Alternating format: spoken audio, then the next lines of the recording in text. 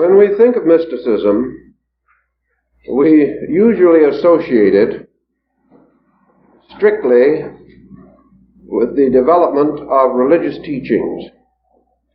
But looking around us in our modern way of life, we shall find considerable evidence of the continuance of mystical ideas and ideals in the more common institutions and procedures and practices with which we are familiar. Therefore, it seems appropriate to realize that mysticism is not a sect, nor must it develop within the structure of sects. Mysticism is an overtone which bears upon many forms of life, many activities. Actually, mysticism is almost as difficult to capture as an adequate definition of beauty. Beauty is a sort of product arising from other products. It is a byproduct. It comes to us as the result of order, arrangement, of the power of the individual to perceive from within himself the unities and values that exist beneath the surface of various types of phenomena. In our modern thinking, therefore, mysticism is a quality to be found in the lives of innumerable persons, developed variously according to the nature and temperament of individuals, and also permeating and penetrating many fields of life where you would not immediately expect it to be present. Looking around us today, therefore, we can begin to recognize our indebtedness to mystical concepts and ideas. A brief historical survey may help to orient us in this. At the time of the Crusades, mysticism moved from the Near East into Europe with a tremendous impact. Mysticism arose among the Islamic peoples at a time when their culture was reaching its golden age of flowering. It was transferred from the soil of Asia to the soil of southern and central Europe at a time when European culture was at a very low ebb. During this period, which we often call the Dark Ages or the early medieval world, European man was so far removed from ethical experiences as we know them that he lived within an extremely narrow boundary of religious and political literalisms. Everything had to be accepted on its face value. There was no inquiry into the more subtle factors in beliefs or ideas. During this period in Europe, no important texts were written. Very little, if anything, came to us to bear witness of originality in man's thinking. It was only after this time, with the breakthrough of the Renaissance, that medieval man, enriched by Near Eastern mystical attitudes, began to move forward into what we call modern culture.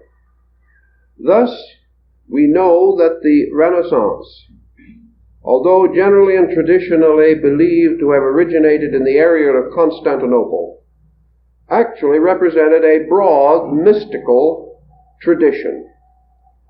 It brought imagination back into the life of the individual. It caused him to recapture the spirit of dreaming that had been lost with the collapse of Greco-Latin culture.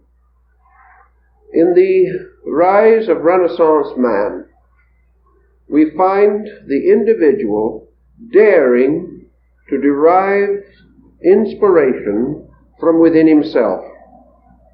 For many centuries, he had leaned completely upon institutional inspiration. He believed that in the vested clergy there existed a body of men divinely anointed to think, to lead, to believe, and to teach. Those not belonging to this group developed incredible inferiority complexes about their own merit and their own achievement. And we had a time mutilated with this tremendous sense of personal sin, the shortcoming of the average mortal, his inability to have any part or place in the framing of his own destiny. With mysticism returning to Europe, we find the rise of individualism, the rise of the individual whose source of courage and of certainty lay within his own convictions, locked perhaps by inadequate instruments in his own intellectual limitation, but nevertheless present as a powerful urge toward self-expressiveness. The individual began to think of himself as having a direct relationship with God and with nature and with life. Although it might seem to be a complete contradiction, mysticism in Europe led very strongly to the rise of natural sciences. Mysticism caused the individual to question the authorities of Avicenna and Galen and Aquinas, to question formula as the solution to problems. Mysticism was opposed to authoritarianism. It was opposed to the idea that some other person could be an infallible source of knowledge. It also helped the individual to liberate his mind from the authority of centuries, the authority of creeds or sects. It was a breaking through of a spontaneous inner life, long repressed, long held, and finally creating a terrific interior revolt in man. It was impossible longer to prevent this breaking through of the torrent of submerged individuality. At this time, the breakthrough was comparatively peaceful, inasmuch as the mystic is not a person of violence. This breakthrough was a kind of an aurora, or a dawn light, a rosy glow coming in the sky to promise the coming of a better day. This rise of the Son of Man, this rise of the light of the soul, moved throughout Europe and brought with it innumerable reforms and changes, many of which are directly behind institutions and attitudes that we now regard as normal and commonplace.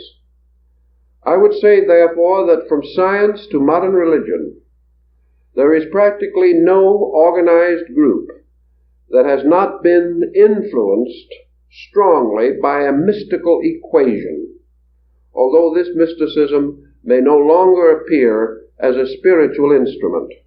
It may appear merely as a cultural or aesthetic instrument. In our thinking about these situations, we must also pause for a moment to give some note to the rise of mystical fraternities and mystics as individuals during the early modern period. We know, for example, the tremendous psychological importance of the rise of the Fraternity of the Rosy Cross in the early years of the 17th century. Here we had a group of Protestant mystics, probably rooted in Lutheranism, but individuals with the vision of utopian hope of future conditions that might prevail in society, and in turn giving inspiration to a whole tribe of utopians who have never ceased to envision a better state for man. We had the mysticism of Jacob Bayme, the German shoemaker, whose works have continued, particularly through the instrumentality of his disciple Gichto. The works of Bayme are still read and still considered, and there are small groups representing his spiritual convictions. At about this time also, we see the rise of the Lutheran reformer André, whose mysticism impelled him to create unions and trade groups to improve labor conditions in Europe. Early mysticism in Europe seems to have turned almost immediately to utilities, and behind nearly all of its pressures were the instincts for human betterment, fraternity, equality, and liberty. Thus your mystics became your patriots and contributed much to the freedom of nations and to the rise of religious tolerance among the peoples of the Western culture group. Now, mysticism, rising from these roots, moved directly into a number of rather recognizable channels. We had a whole group of mystical religious sects, not as clearly defined as most other theologies, but representing themselves through such organizations as the Friends and the Quakers and the various groups of Adventists that flourished in the 17th and 18th centuries. Through William Penn and the Pietists of provincial Pennsylvania, a powerful link was established between European mysticism and the opening of our Western Hemisphere to colonization.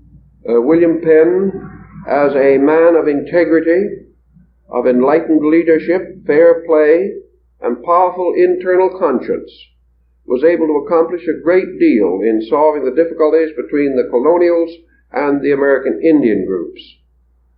Penn and others of his general quality were to be found among many of the early settlers and resulted in a rise of mysticism in this country at a comparatively early date. We can find dates as early as the late years of the 17th century that mysticism was actually moved to the Western Hemisphere. Mystical sects and cults have continued, as in Western Pennsylvania, where the Order of the Woman of the Wilderness and the Fraternity of the Mustard Seed represented strange but basic mystical foundations. In addition to these kinds of movements, we see mysticism emerging into our cultural life as the result of these overtones that have been captured on the level of creative artistry. Today, probably, the principal instruments of mysticism in our daily way of living are the various branches of the fine arts. Here we have continuous emphasis upon spiritual experience. I think one of the most important of these groups of experiences are now associated with music. Music has always been a peculiarly intimate experience in the life of the individual. Music is a universal language. It requires very little of the ordinary restrictions of communication forms with which we are so burdened. The music speaks no verbal language. It rather goes directly into the perception of man as in experience. And it is gratifying and important to realize that great music is now returning strongly to our people. This return is undoubtedly motivated by the psychological need within man himself. It represents his instinctive recognition that music nourishes a part of his nature which is otherwise without adequate support. The majority of your great musicians of the past have been, if not mystics, strongly influenced by mysticism. We may include in such a list Bach, Beethoven, Wagner, Scriabin, and many others. This recognition of mystical equation we also note in the rise of such groups of music as the Wagnerian Operas, where not only the music itself, but the themes are very largely drawn from religious or symbolic sources. The great ring operas of Wagner certainly represent a restoration of Nordic mythology and Germanic myths. On the other hand, the study of Wagner reveals to us clearly that he did not merely accept the sagas and Eddas that had descended from tradition. He took these various symbolic forms and infused them with a metapolitical concept of his own. Wagner was therefore a creator of myths. He created a mythology around a mythology. And the more we analyze his music dramas, the more convinced we become that he gave a tremendous mystical creativity to stories which had previously lacked these powerful overtones. He also applied these symbols and these mysticisms to the prevailing problems of his time. And as we know, even during his own life, he was in political difficulties on several occasions. Music has become one of the most important forms of therapy with which we have sought to counteract the extreme materialistic expressions of our time.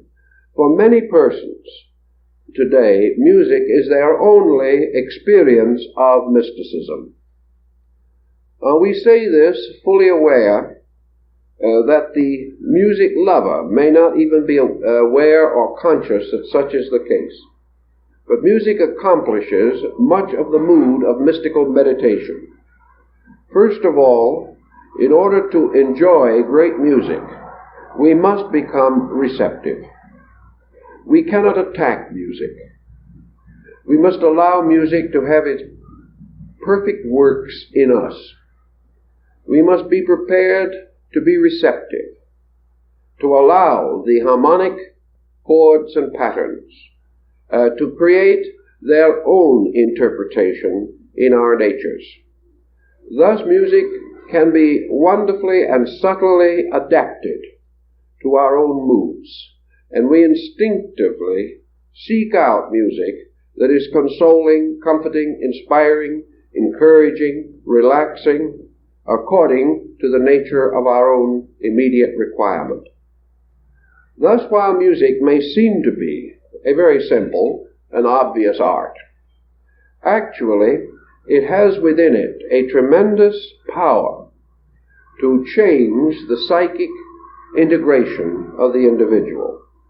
It moves in upon him, creating a series of experiences. The music lover must pass through a series of degrees of personal unfoldment.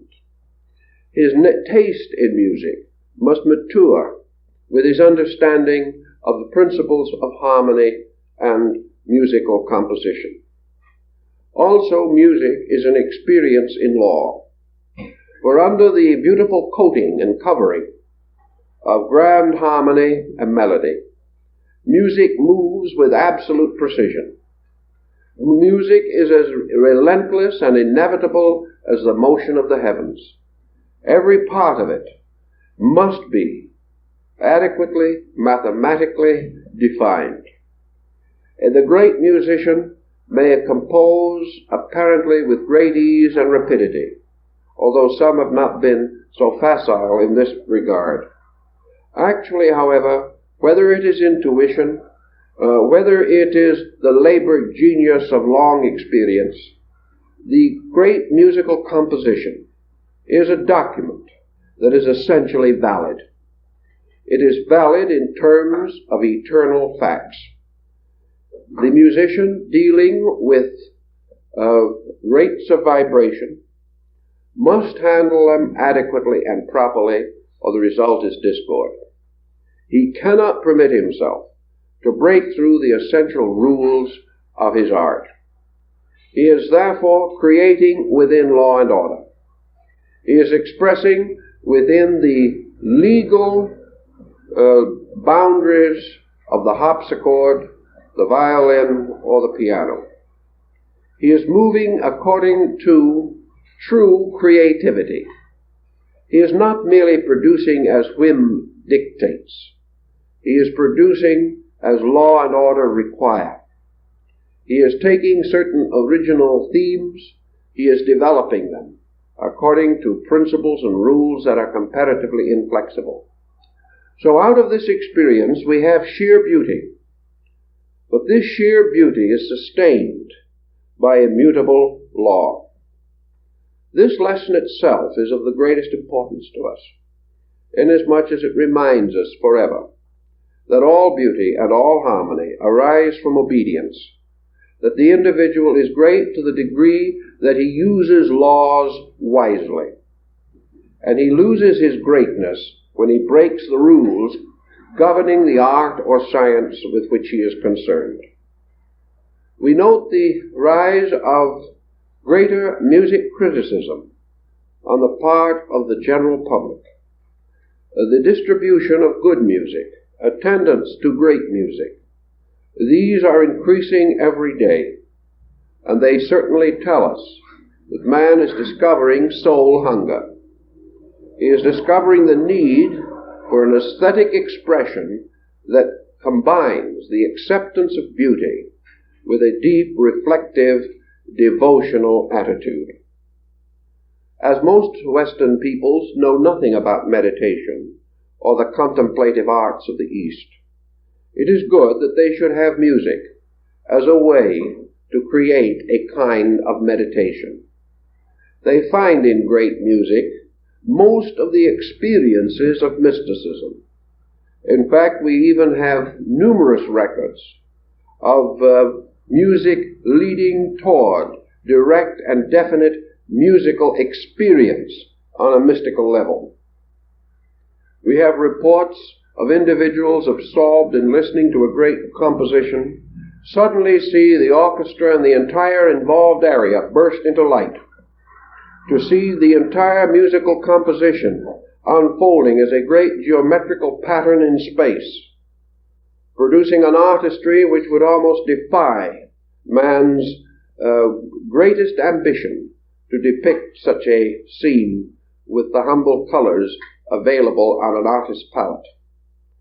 Mystics also have perceived or known music as a tremendous vibratory motion moving through themselves.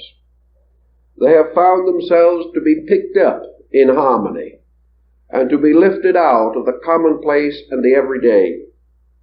There are many persons who find in music, therefore, a form of religious devotion, a devotion that is based upon a symbolic acceptance of cosmic music moving in upon them. They have, to a sense at least, become aware of the music of the spheres, of the music of space, of the music of universal law. They have recognized a universe of harmony, and that is exactly what the mystic experiences in his meditation. He perceives the universe unfold into light, color, and sound. He perceives these divine forces, which he has adored with his closed and covered senses, suddenly revealed to him in the splendor of sound and the majesty of form. Thus symbols arising from within the individual give expression to the instincts and emotions that are locked within him. It is good to observe the improvement in music, and also it is good to observe, from a standpoint of our general information, how individuals not possessing this type of consciousness have permitted themselves to become involved in non-melodic or inharmonic music. We also observe the rise of syncopations in various forms and the innumerable modern music forms which are not entirely satisfactory from the standpoint of great art. In fact, I think that's a bit of an understatement. But then we feel very kind and benevolent this evening, and therefore do not wish to hurt anyone. But the essential fact is that music of a discordant nature, music in which we find no aesthetic value or satisfaction, but which seemingly becomes a stimulant. We see the same type of situation as between nutrition and stimulation. The individual who is wise and who is a little run down will certainly work with nutrition, but if he is quite wise, he will refrain so far as he can from stimulants.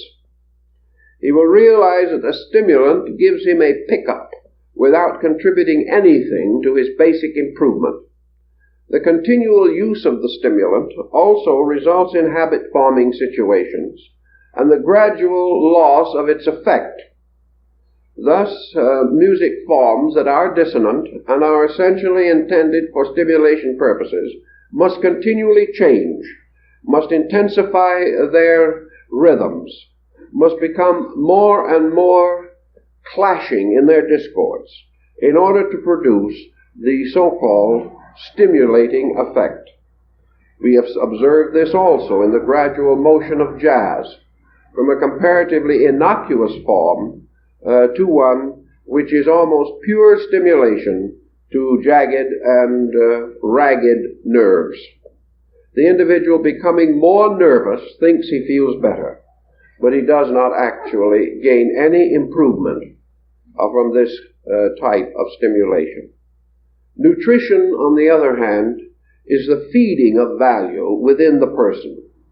It is supplying the individual with the essential materials necessary for the sustaining of a true attitude under the pressure of circumstances. Music gives the individual available internal resources, making him more aware of internals, giving him a greater experience of what peace of soul can be. Also to discover the tremendous vitality of relaxing to harmony, to opening oneself to true order, to true harmony of sound.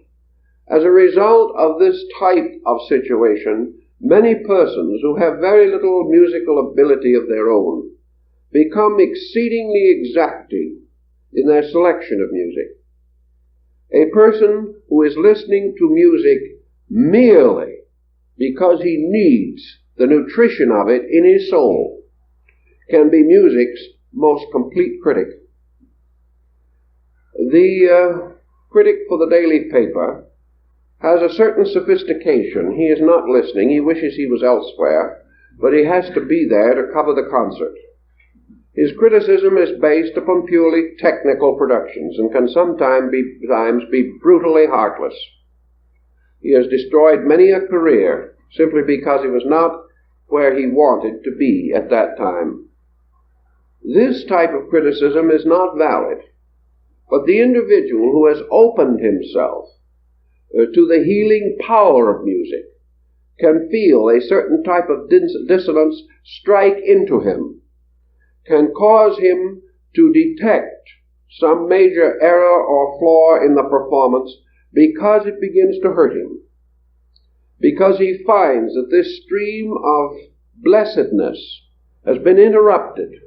He may not know how or why, but he is quick to discern its effect upon his own nature, and therefore quick to observe if the error is repeated. And I know individuals who have never studied a musical score who accurately pointed out every flaw in a concert.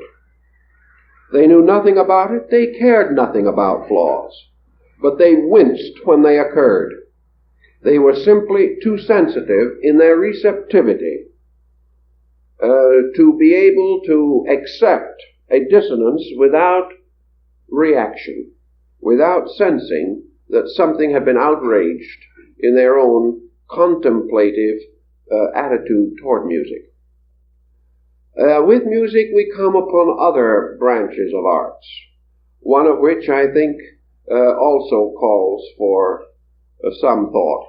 And now we come to the fine arts, such as painting, and sculpturing. In the fine arts, the world in the last several centuries has not been particularly fortunate in the production of mystical genius. Our whole Western way of life in artistry has not been essentially mystical.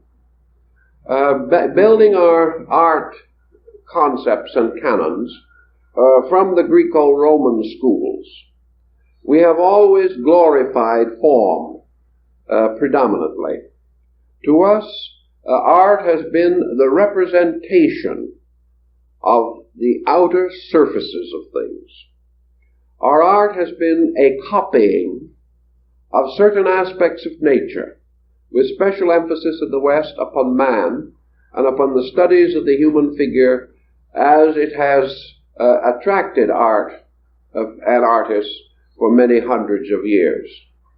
As a result of this particular emphasis, we have become almost photographic in our art. The traditional and academic forms are perhaps more dominantly so. But our rebellion against traditional and academic schools of art, this rebellion has not been fortunate.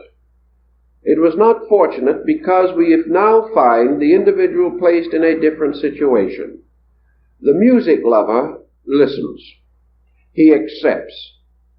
He receives into himself art as impact. The creative artist, whether the composer or the painter, has a different relationship to art. To him, art expresses impulse. It is the release of himself into some art form or art medium. In the Western world, we have not had sufficient emphasis upon the cultivation of mysticism per se, mysticism in itself. As a result of that, most of our artists were themselves not mystics. Now, an artist can be great within the field of his own activity without being an essential mystic. We do not question the greatness of Michelangelo.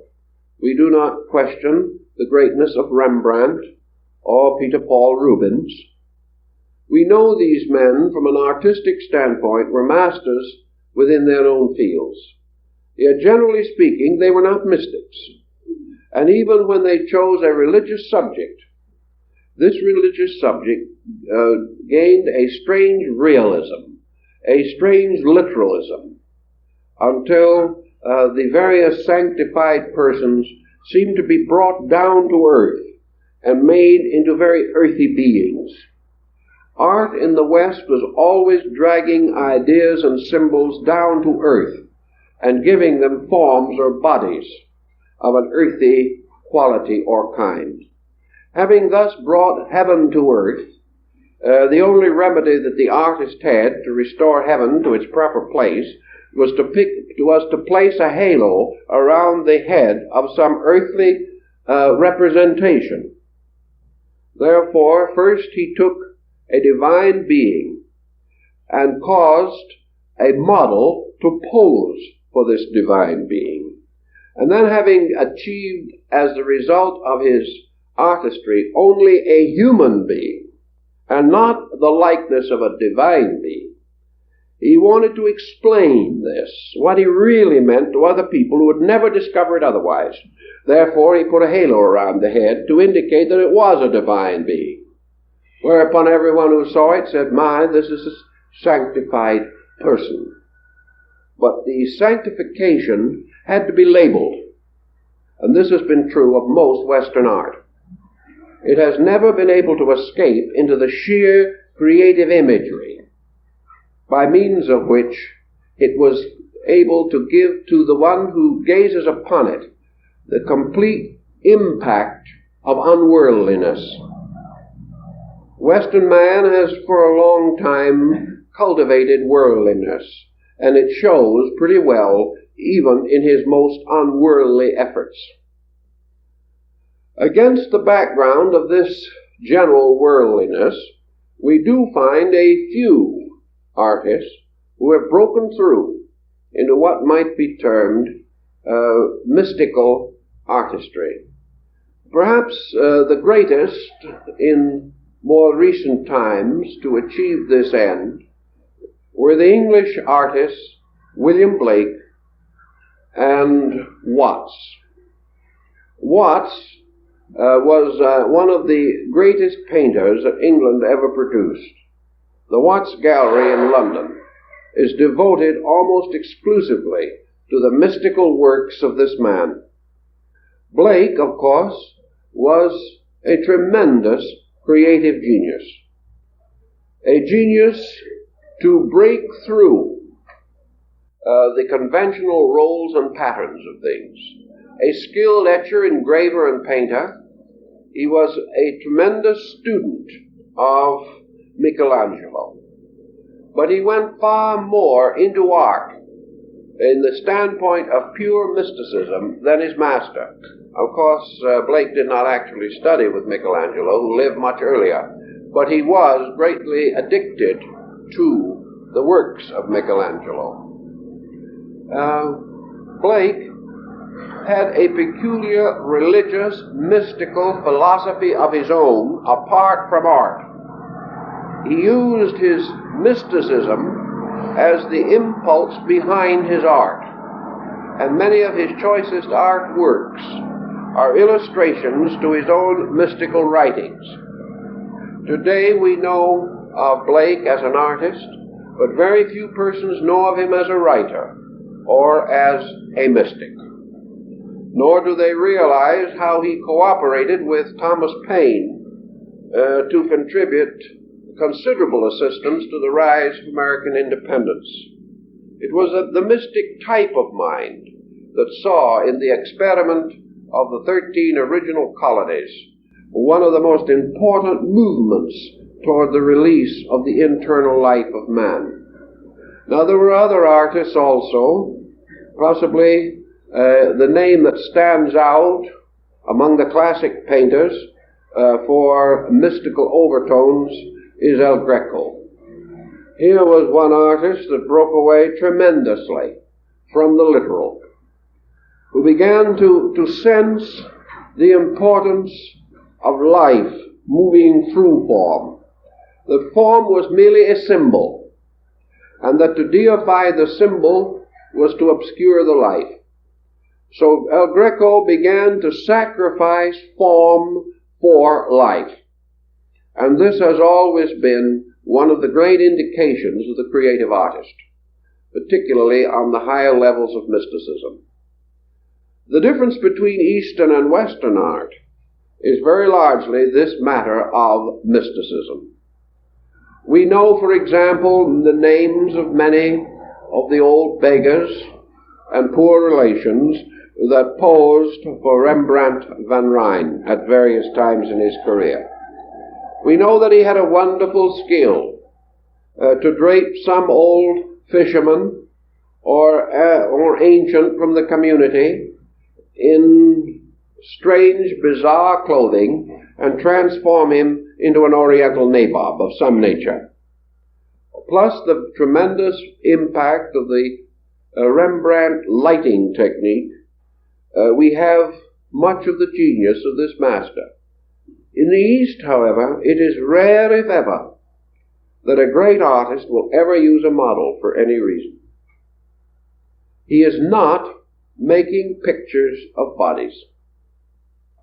This does not mean that he has not studied anatomy, or that he is unable to draw a body correctly.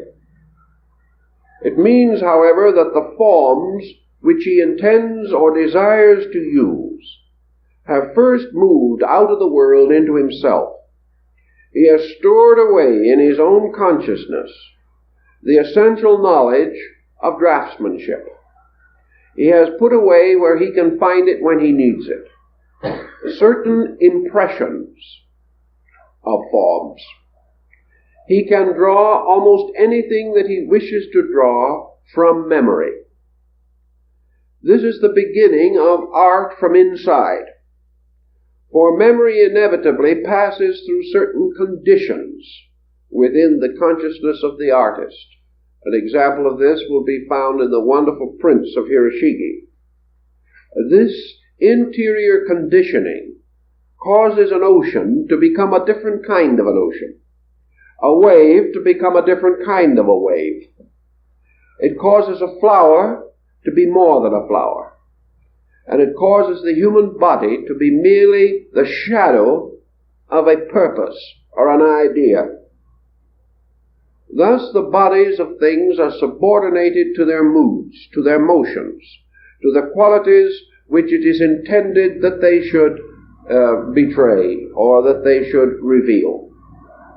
In Oriental art, consequently, there is an otherworldness almost always apparent.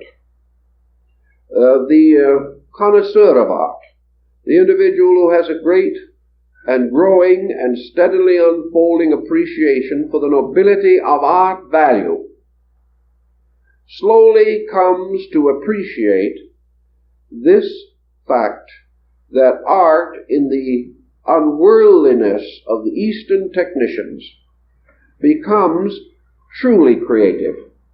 It is not even dependent upon nature, except very indefinitely and indirectly. It is the artist impelling the spectator to perceive value, to receive a kind of message, a message cunningly concealed in design, a message also that requires no word for its communication. Thus in Eastern art we frequently discover the peculiar lack of involvement, the simplicity of notan. We see the essential elements and the rest is left to the imagination. The Eastern, contrary to the Western, does not indoctrinate. He is constantly coaxing the person who sees the work to release himself into it, to give himself greater opportunity, to feel and to complete a design or pattern. It is not generally known that European artists, even the greatest of them, usually worked in groups, which are sometimes referred to as workshops. In these workshops, several men of sometimes a great talent collaborated on various paintings. For example, one man would do nothing but faces, another man would do nothing but drapery, and a third man would do nothing but scenic backgrounds. We know, consequently, that in a work such as the Mona Lisa, the man who painted the face did not paint the background. Even a man of the skill of Leonardo was a specialist.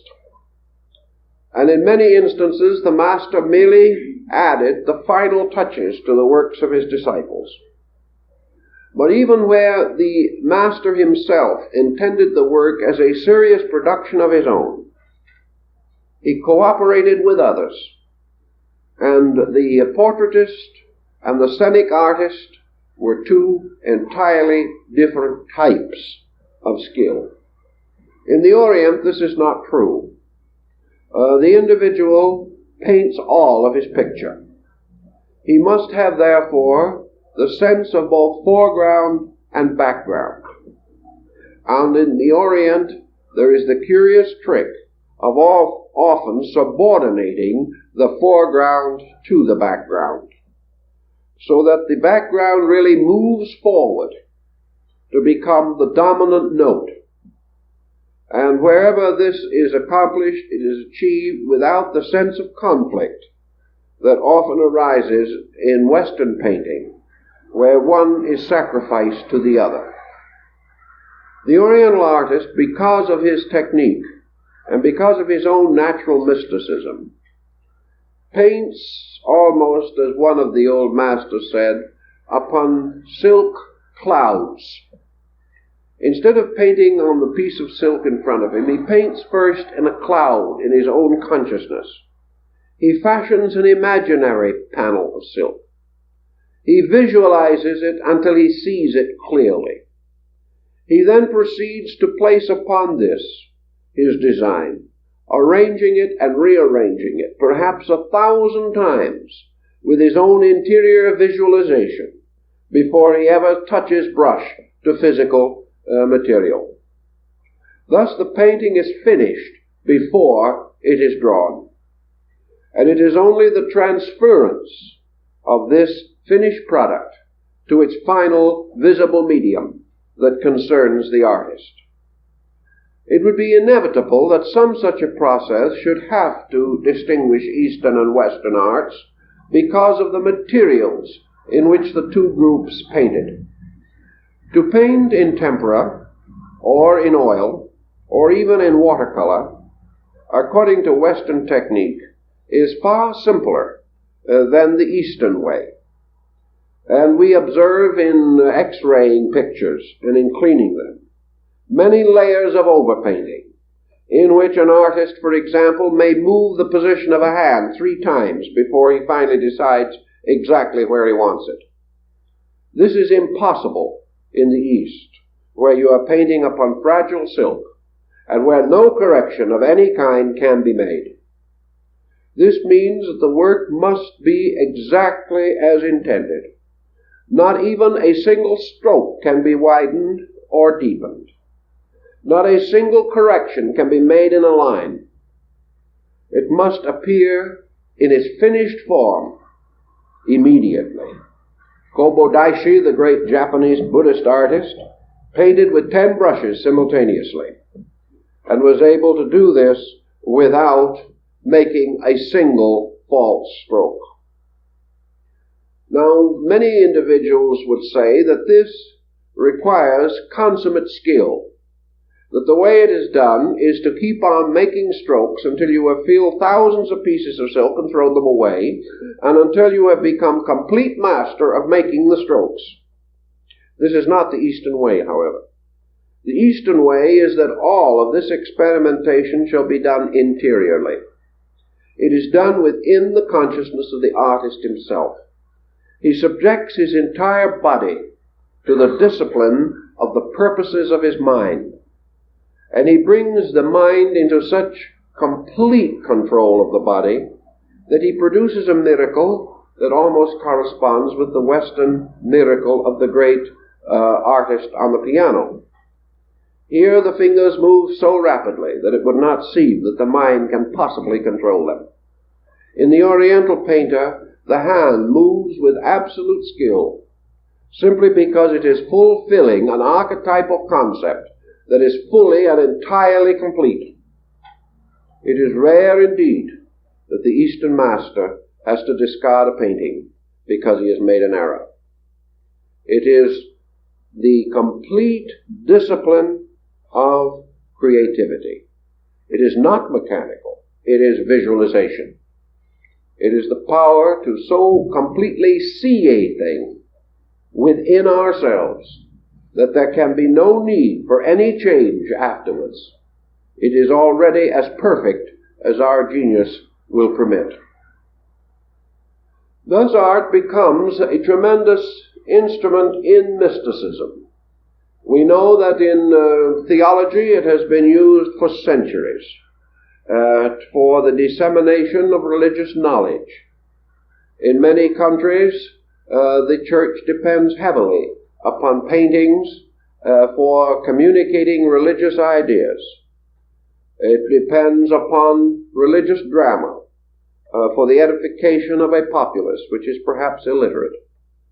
But we must never assume that an individual, though he may be illiterate, is without the capacity to grasp through some inner faculties important truths if they are presented to his consideration. So we have in art another profound instrument of the perpetuation of mysticism. And the great struggle of art today is not so different from the struggle of music.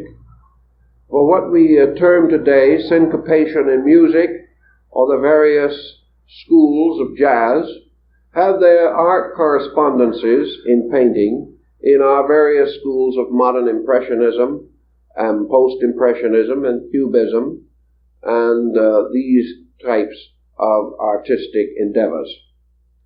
We find there also the struggle of the individual to break away from literal things, to break away from copying, from photography, from the actual representation of nature. Yet in order to break successfully, the individual must have outgrown the level from which he is seeking to separate his consciousness. A violent revolution against matter does not lead to emancipation. It leads only to deformity or distortion as a means of escape. There is no escape in art or in mysticism through breaking the laws of color or formal harmony. The escape must always be by outgrowing the poor use of an instrument and the development of a greater interior power to use that instrument for the expression of creative genius. Therefore, rebellion, unaccompanied by genius, produces the rather sad spectacle with which we are all too familiar. To be different is not to be better, but it cannot be said that an individual can be better without being a little different. Thus, the equation is extremely subtle. In addition to our arts and our music, we have a certain amount of creative mysticism in our dance interpretations.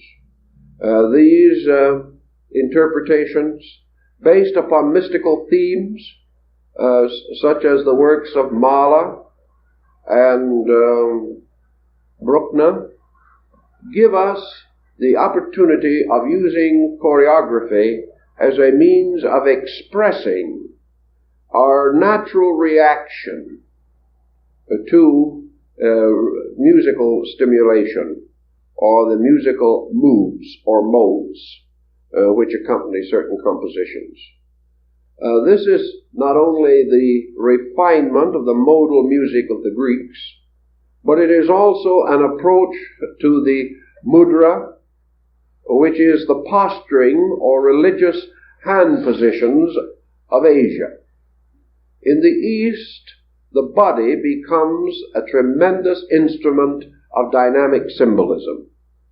By posturing, by various positions of the hands, by various gestures, sometimes referred to in the East as the art of gesture, the individual communicates, he conveys.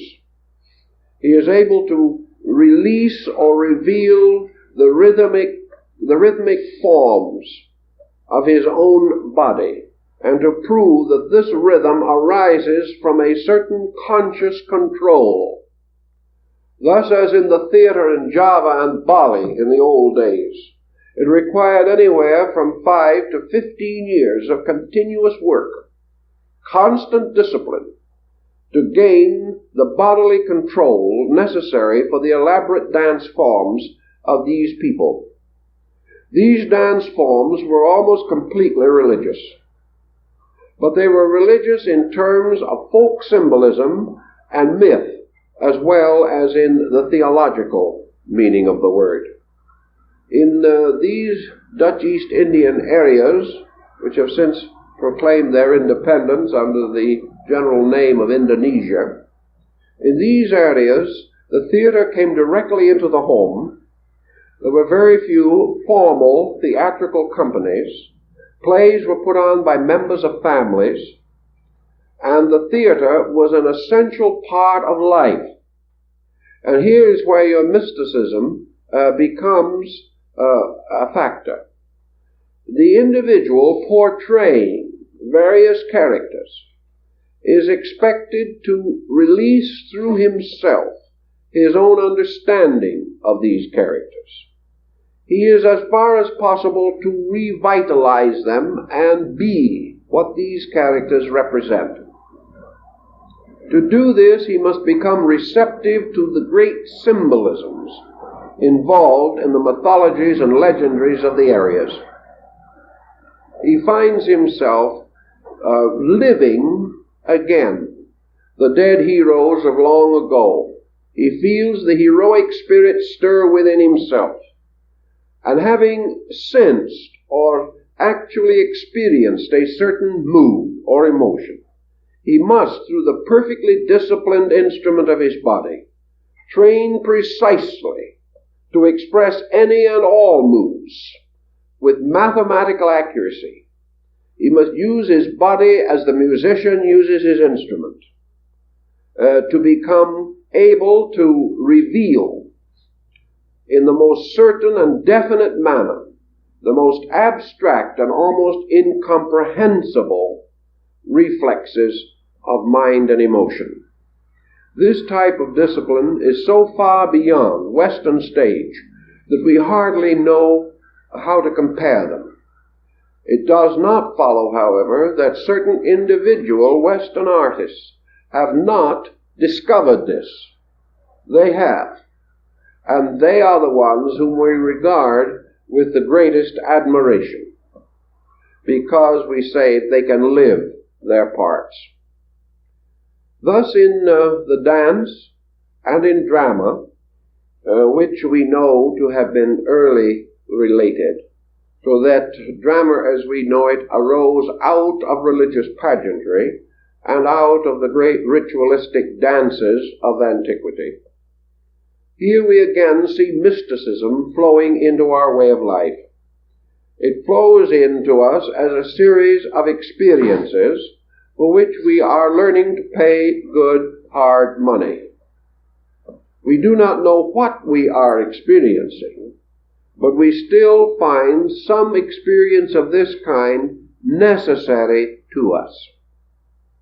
Let us imagine then for a moment that you go to a motion picture theater and you are fortunate enough to see something worth seeing. This in itself is a most delightful surprise, but it is conceivable. Let us imagine that you are seeing a truly great dramatic production. If this is true, your relationship to the theater, your relationship to the art medium, and your own relationship to yourself pass through a series of metaphysical changes. In the first place, after the picture becomes important to you, you completely lose sight of the fact that it is a picture.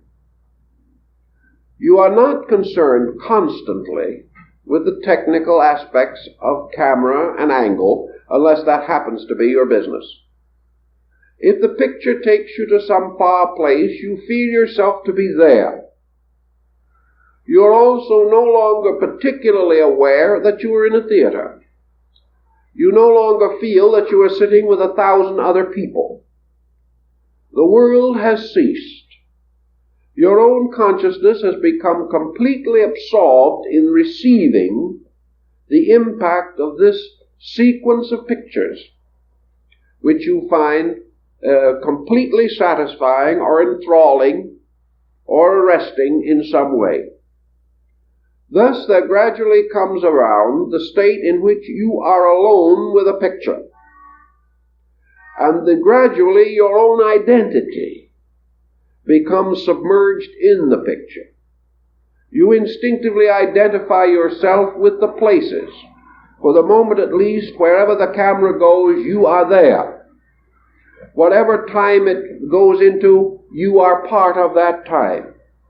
Your own formal nature as you understand it becomes unimportant. You do not think of your name or your identity. And while you are watching this picture, you have no imagination as to whether you are old or young, rich or poor. You have created a rapport with something that has moved so closely into your awareness that it has obliterated practically every element outside of itself. If the film or the stage production fail to achieve this, then they have failed in their own peculiar artistry. If you can still remain yourself in your own time, then your imagination has not been captured. You have not been picked out of an historical situation and placed in a mystical one. This mystical relationship between yourself, in which subject and object appear to merge and mingle, is an experience that we have almost every day. Millions of our people attend theater and motion pictures and concerts and dance recitals for the purpose of enjoying these aesthetic forms. Yet very few of these individuals realize that what they are going through is a miniature or a symbolical shadow of a mystical experience in themselves. They do not analyze the condition. Perhaps it is just as well that they do not. But analyzed or not analyzed, the individual passes into a dimension of experience in which practically all of the common equations of living have been submerged or have been cast out of the immediate awareness.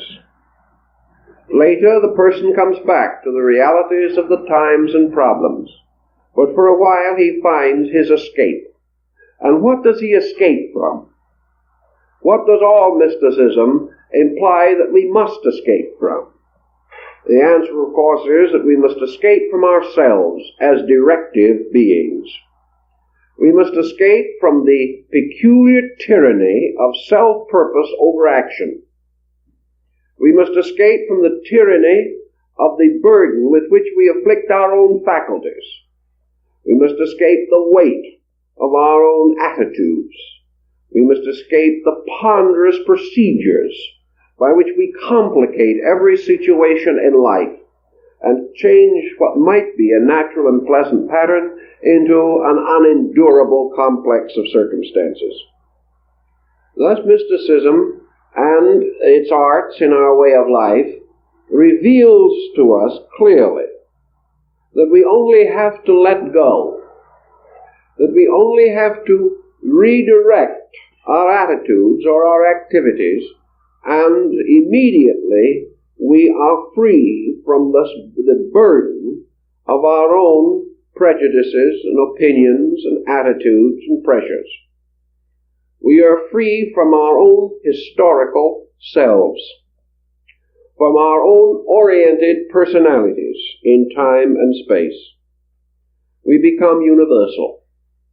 We become all appreciation and no criticism. And this state in itself is one greatly to be admired.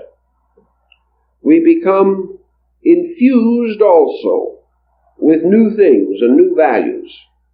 We escape the boundaries of previous imagination, and we are constantly enriching an interior storehouse of recollections which we can call upon at various times.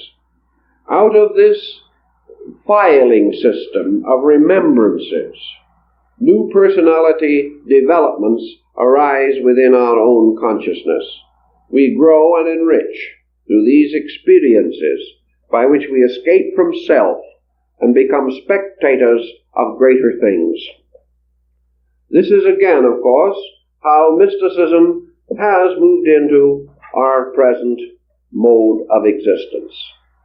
The movement continues, and now we find mysticism moving more and more directly into our homes. A few years ago, if you will remember, the city of Los Angeles went on the great spree of uprooting anything that looked green or alive. We found street after street completely denuded of every tree and every bush, in order that we might have the fine, clean, inspiring line of solid concrete.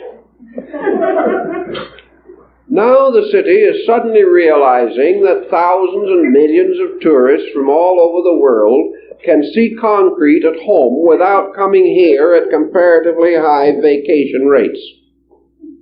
So now we have gone on the great tree planting experiment. Down the middle of Wilshire Boulevard, there are palms appearing that would do credit to the center of the Sahara Desert. Everywhere, vegetation is crawling up the front of mortgage and loan companies, perhaps to give a certain festive luxuriance to the interest rates. In any event, foliage is back. It is back because everyone got very tired of modern architecture. And as the great eccentric of architecture, Frank Lloyd Wright, observed a short time before his death, that it would be an excellent thing if people planted trees in front of every building except the ones he built, because all the others ought to be concealed in some way. Actually, there is a little apology in this tree planting epidemic.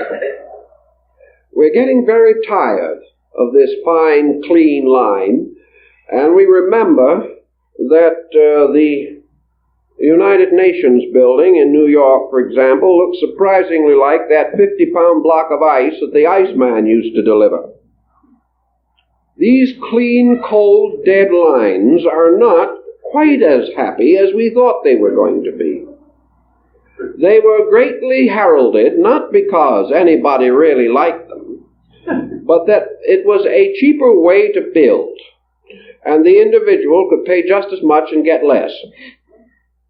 This type of thing led inevitably in our way of life, in which art has become too heavy a luxury for most people to bear. To meet this, we have tried to bring life back into the city. We do this because we want to bring life back into ourselves. We want to recognize nature as a symbol of life. And we instinctively realize that from his conduct over the past, man has become associated as a symbol of death. Thus man, to redeem his own works, seeks to make them live. And he ornaments them with symbols of life. And of all symbols of life, the tree is one of the most ancient. And the tree of life is deep in the subconscious of human consciousness. In any event, we observe mysticism moving back as an instinct into the private life of the citizen through the development of beauty, wherever he can find ways of cultivating this quality. And to meet this need, we have a tremendous increase in the development of decorative arts of all kinds. We find the person recognizing the importance of art in his home, the importance of art in his business. Today you will find great works of art in the lobbies of hotels. They are put there because people want them. And because if the hotel has them, more people will come and stay at the hotel. It is no philanthropy, but it is a discovery.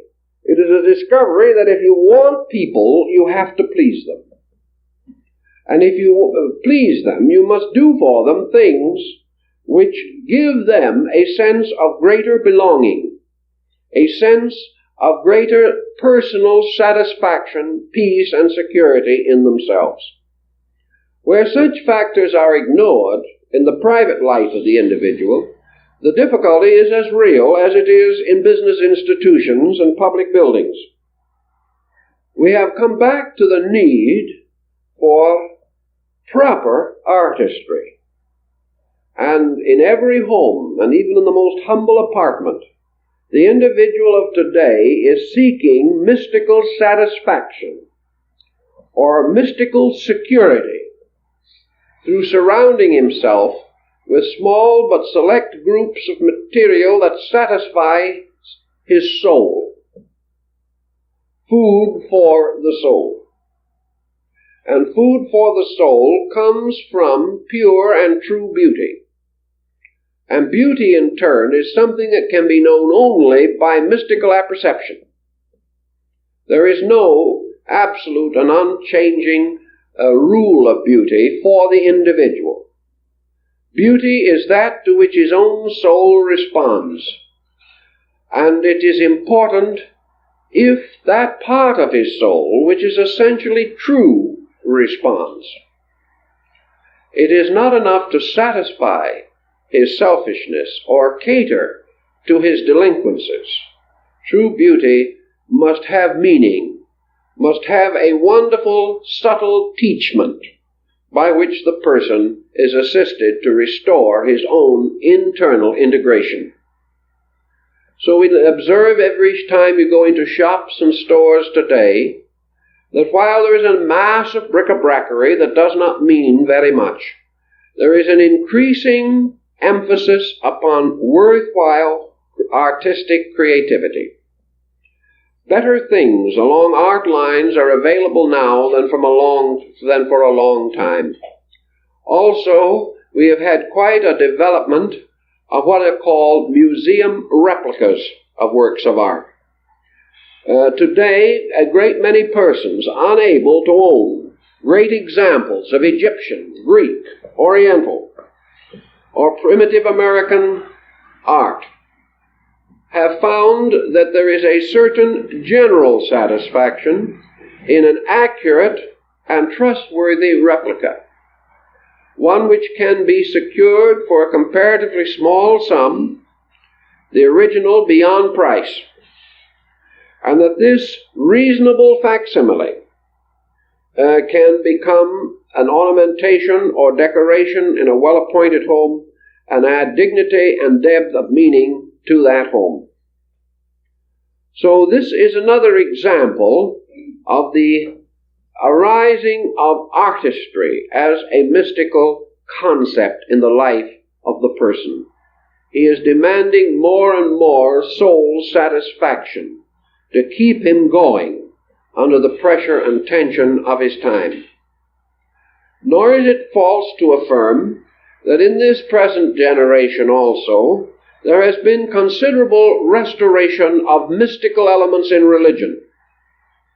For a long time, religion was the custodian of arts. And your great cathedrals of ancient and medieval Europe are also museums. And of the artistry which they preserved, perhaps some of the finest is in the stained glass and in the great artistry of the Gothic spans of the cathedrals themselves. These great temples were not only places of worship, but shrines of beauty, so far as the skill of man was able to impart beauty. And this beauty had a particular integrity because it arose from devotion and was for the most part a gift or offering of the master craftsman to the great architect of all things. More latterly, we have seen a general deterioration of these values, and we have observed the surprising and disappointing lack of religious, creative artistry. We have seen our Christian art deteriorate to a group of rather highly conventionalized representations, which differ but slightly in execution, though done by 100 artists. We see the general lack of great religious art in these institutions. And up to very recently, there was a surprising lack of good music in most of them. It usually required a very large and prosperous church to have an adequate choir or proper soloists. Now, music is returning strongly to the church. It is also coming back with better music, with greater emphasis upon important religious composition. For a long time, we had very little religious music being composed. More is now coming, and some of the new works are admirable, remarkable, and valuable. Also, we are observing greater attention to what might be termed the various mystical prerogatives of religion. We see greater emphasis upon the development of mystical veneration in even the most severe Protestant denominations. We see the advance of a ministry of faith healing. We see emphasis upon religious counseling. We also observe a tendency on the part of progressive ministers to change from the practice of 20 years ago, in which sermons verged resolutely into politics, and now we find them moving back again into a more liberal, but at the same time more essentially religious field. Thus religion, faced with the weight of its own membership, and perceiving or sensing that this membership is heavily neurotic, that the pressure of circumstances are forcing the individual to seek spiritual consolation of a valid nature. These discoveries are influencing practically every religious denomination, causing the churches to work more and more to create centers of spiritual orientation rather than merely meeting places. The progress is observed, and there are a number of publications devoted to this, some of which I see, and all of them are emphasizing the importance of religious mysticism. Through the sectarianism of religion also, we see another mystical light beginning to break. And this is the light of symbolic interpretation. The old literalisms of theology are disappearing rather rapidly. Religion is taking on a universal mystical complexion. This is important and has to a measure been forced upon the churches. But regardless of how it comes about, it is helpful. One of the reasons it has come, undoubtedly, is this global strategy which we are developing psychologically. For the first time, the Western world is receiving something of the impact of Eastern culture, art, and religion. The possibility of destroying these competitive institutions now appears too remote to be considered. We realize that we cannot dominate the religions of all other peoples. We cannot proclaim them to be heretical and sweep them away, nor can we ignore them. These various religions must play their part in the theater of our modern living. They must join with us in the solution of great problems. They must be given civil treatment. They must be respected for their merits and values, and can no longer be ignored or discarded. This has brought with it a crisis in Christian theology, a crisis that the past never faced, even when challenged, and that is the crisis of a world in which at least 5 major religions must live together, and must live together with a temperament and an attitude that is not likely to cause them to explode into mutual warfare. Also, we are beginning to realize the extreme danger of permitting sectarianism to undermine the friendships of peoples, and thereby become a useful aid to belligerent or militaristic persons with dictatorial ambitions. To use man's religious prejudice as a way of controlling or enslaving him, or turning him upon his fellow man, we hope that this has happened for the last time. And modern man begins to realize that it cannot continue without ultimately disgracing and discrediting all religion. To meet this challenge, therefore, each religion has been forced to seek overtones. It has been forced to search out points of common agreement, the last thing which would have happened 200 years ago.